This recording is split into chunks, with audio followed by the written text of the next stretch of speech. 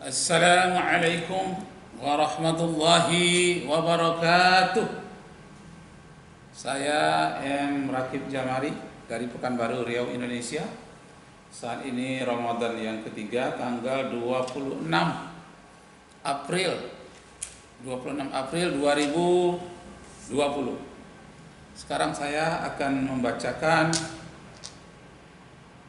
gurindam yang saya buat pada bulan Ramadan ini. Gurindam ke-8, Gurindam Mutu Pendidikan, karya M. Rakib Jamari. Pasal 1. Sebelum saya bacakan pasal 1, saya bacakan dulu dalam rangka ulang tahun penulis yang ke-60 Agustus 2019 yang lalu. Mohon maaf kepada pembaca, para penyair. Aku suka dengan segala macam bentuk syair karena hampir setiap malam waktu di SD dahulu ibuku membacakan syair, tetapi bertuliskan dengan tulisan Arab Melayu. Asik aku mendengarkannya 50 tahun yang lalu. Tapi kini ibunda sudah tiada, namun semua syair telah kubaca. Karangan siapa saja, baik yang bermutu maupun yang biasa-biasa saja. Maka aku mengarang Gurindam 8 yang isinya juga biasa-biasa saja. Jangan dibaca bagi yang tak suka, karena aku cuma coba-coba, mohon ampun beribu ampun. Nah, ini dia. Aku bacakan. Pasal 1. Barang siapa ingin sekolahnya bermutu, teori dan praktek harus dipadu. Sejahterakan guru, lengkapkan buku-buku. Para murid dirangsang untuk jadi penemu.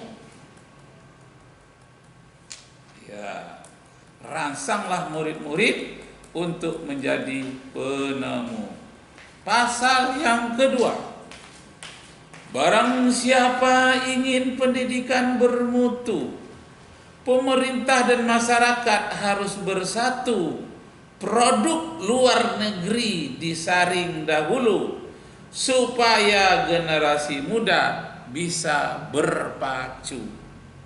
Jadi maksudnya sekolah-sekolah itu harus melahirkan produksi-produksi baru yang jangan sampai dikalahkan oleh produksi luar negeri. Pasal yang ketiga. Barang siapa yang menginginkan pembelajaran bermutu, studi banding harus selalu. Jumlah mata pelajaran dikurangi dulu. Prioritaskanlah hal yang perlu-perlu. Jadi selama ini mata pelajaran memang terlalu banyak. 17 mata pelajaran di SMA, 14, 15 mata pelajaran di SMP, di SD juga begitu banyak. Seharusnya di SMP itu mata pelajarannya cukuplah 6 atau 7 buah. Di SMA juga 6 atau 7 buah.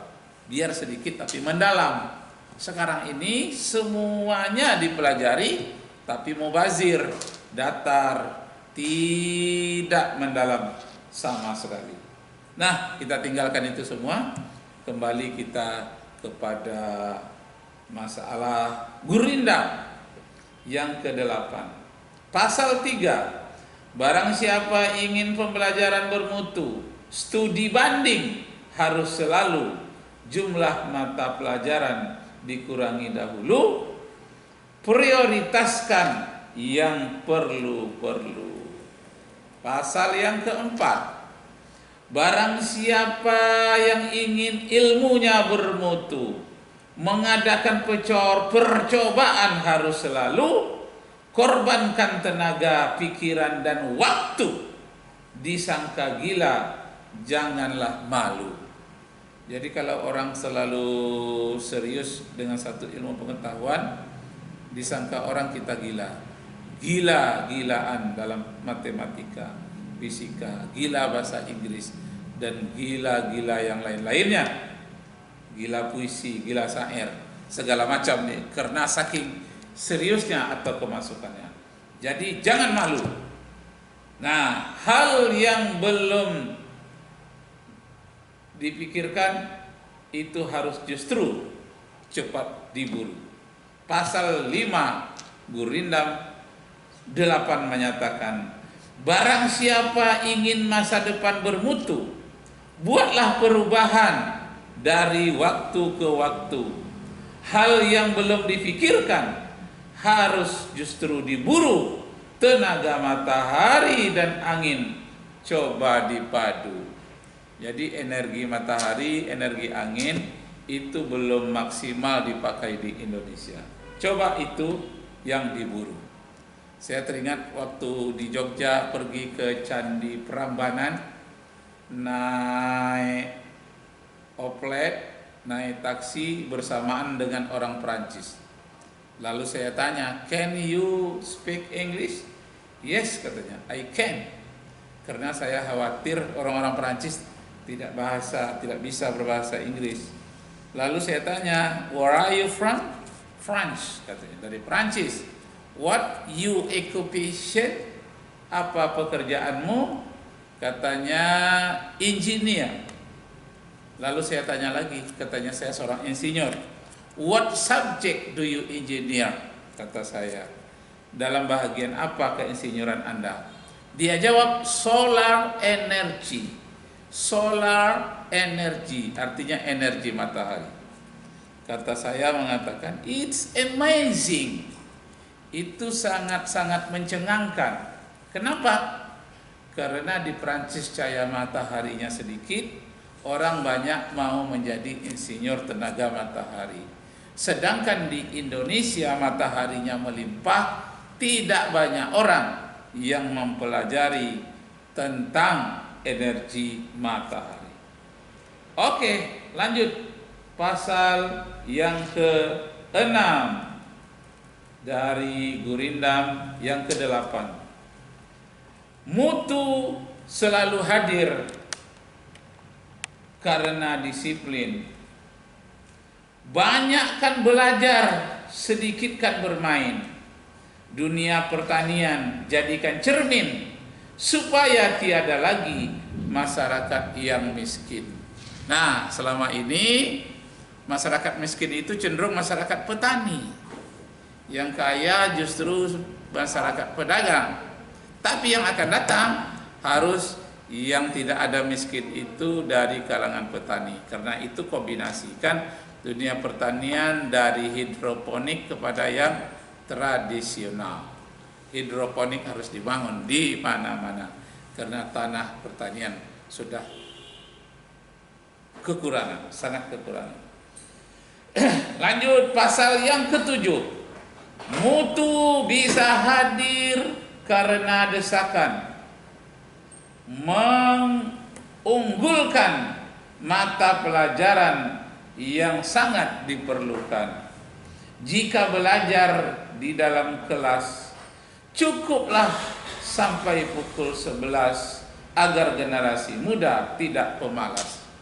Jadi maksudnya belajar di kelas itu cukup sampai pukul 11. Selebihnya belajar di luar kelas, maksudnya keterampilan. Jadi teori hanya sedikit saja, prakteknya yang sangat banyak. Sekarang terbalik, teori yang terlalu banyak, prakteknya hampir-hampir tidak ada. Inilah kritik saya terhadap mutu pendidikan di Indonesia.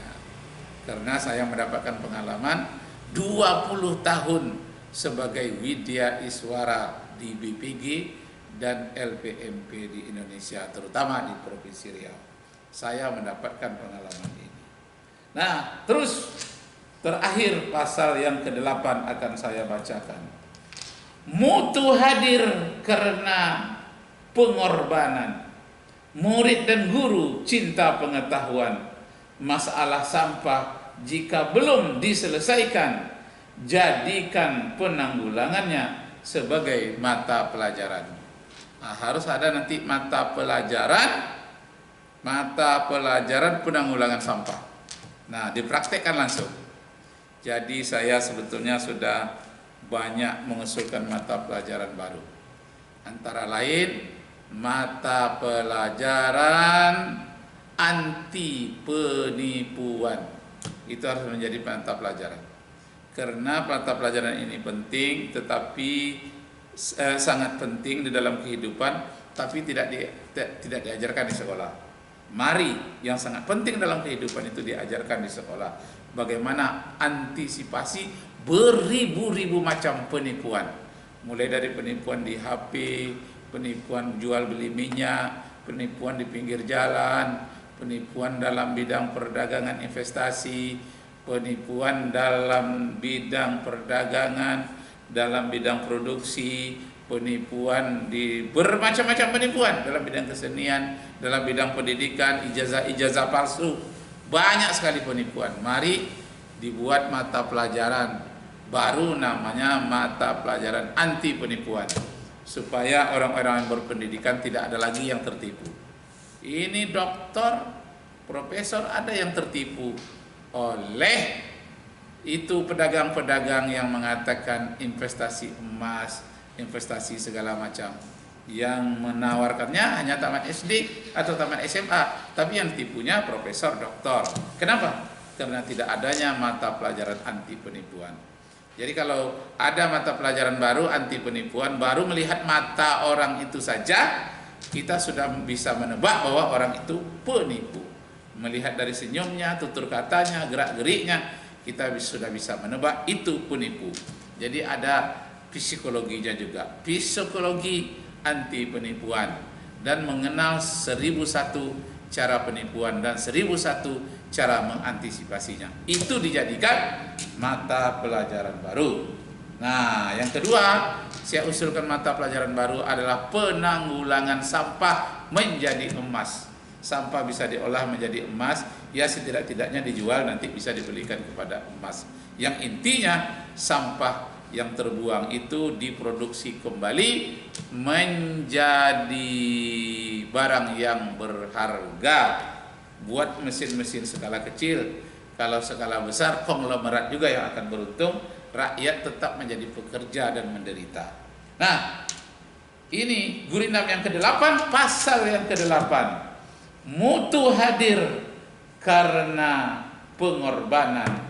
Murid dan guru cinta pengetahuan. Masalah sampah jika belum terselesaikan, jadikan penanggulangannya sebagai mata pelajaran. Nah, jadi mata pelajaran di sekolah itu, di perguruan tinggi juga seharusnya apa yang paling dibutuhkan oleh masyarakat, bukan dari atas disuguhkan oleh pemerintah, tapi dari bawah yang diperlukan oleh rakyat lalu dibantu oleh pemerintah. Kalau cara-caranya dari rakyat itu sangat kuno, buat dia dengan sistem yang modern, peralatan yang modern, sehingga negara kita menjadi maju. Nah, demikian Bapak Ibu saudara-saudara sekalian, saya bacakan itu tadi Gurindam yang ke-8. Sekarang secara cepat akan saya ulangi sekali lagi membaca Gurindam yang ke-8, mulai dari pasal 1. Gurindam yang ke-8 karya M. Rakib Jamari, dengan mencontoh terinspirasi oleh Gurindam 12 karya Raja Ali Haji. Sekarang Gurindam ke-8 karya Rakib Jamari. Oke, Bapak Ibu saudara sekalian, saya akan bacakan kembali secara cepat. Nah, pasal 1. Barang siapa ingin sekolah bermutu, Teori dan praktek harus dipadu. Ini maaf saya senikan seperti syair, tidak harus begitu. Ini sekedar keceplosan saja. Barang siapa ingin sekolahnya bermutu, teori dan praktek harus dipadu. Sejahterakan guru, lengkapkan buku-buku, para murid dirangsang menjadi penemu. Pasal 2. Barang siapa yang rajin, barang siapa yang ingin pendidikan bermutu, pemerintah dan masyarakat harus bersatu. Produk luar negeri disaring dahulu supaya generasi muda bisa berpacu. Jangan nanti generasi muda sudah banyak menciptakan produk baru yang dari luar negeri masuk juga, akibatnya tidak berharga. Nah, itu yang pasal 2. Terus pilih pasal 2. Kita ambil pasal yang ketiga. Barang siapa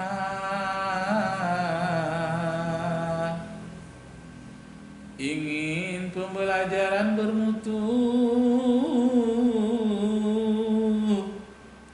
studi banding harus selalu. Barang siapa yang ingin pembelajaran bermutu, studi banding harus selalu. Jumlah mata pelajaran dikurangi dahulu, prioritaskan hal-hal yang paling perlu. Jadi yang perlu-perlu itu harus diprioritaskan.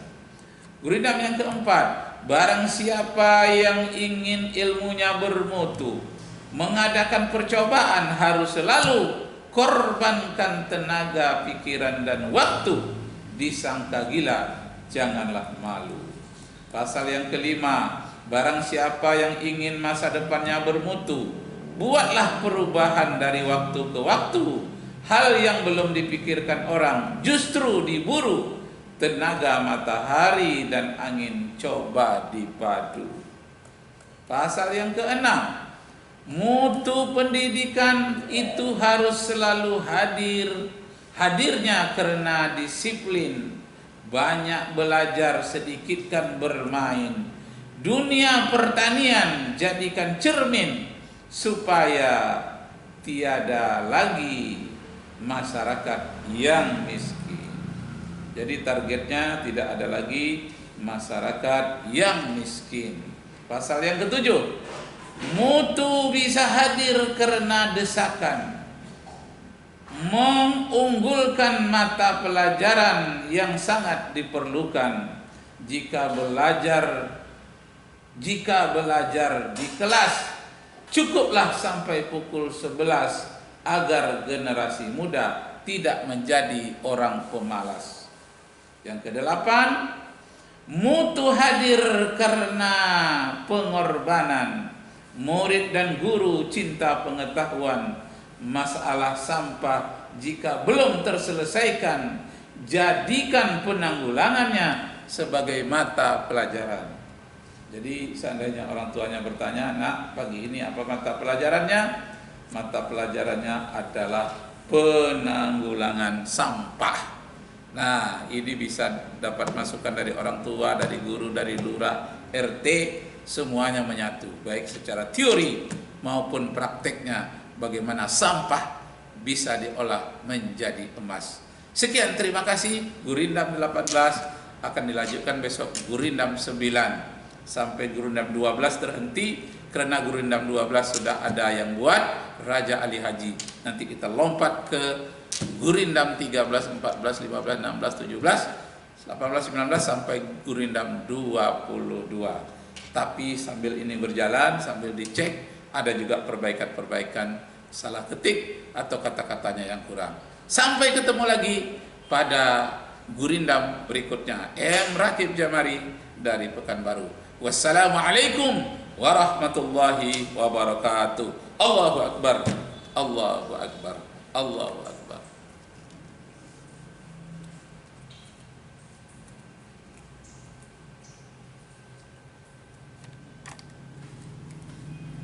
Ya, demikian tadi Bapak Ibu saudara sekalian, saya coba mengubah mengarang gurindam.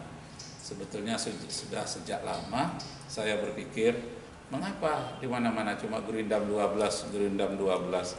Kenapa tidak ada yang meneruskannya? Nah, ternyata gurindam 12 itu disebut gurindam 12 karena 12 pasal. Jadi dalam hati saya yang bertanya, mana yang 13 pasal? Mana yang 8 pasal, 9 pasal? Karena tidak ada, maka saya coba mengisinya. Saya buat sehingga adalah gurindamnya dari yang paling rendah sampai yang paling tinggi. Karena mengingat pesan-pesan di dalamnya sangat berharga dan namanya sudah diangkat tinggi-tinggi oleh Raja Ali Haji sejak dari dahulu. Menumpang kita akan kemakmuran itu karena gurindam sudah dikenal. Nah, apabila kita gali kembali ini sejenis puisi syair yang telah mati, kita hidupkan kembali, mudah-mudahan jiwa seni bangkit, semangat bangkit, dan pesan-pesan dakwah di dalamnya, pesan-pesan pendidikan, pesan moral dan falsafah di dalamnya hendaknya mampu mengangkat derajat bangsa ini ke arah yang lebih tinggi. Wassalamualaikum warahmatullahi wabarakatuh.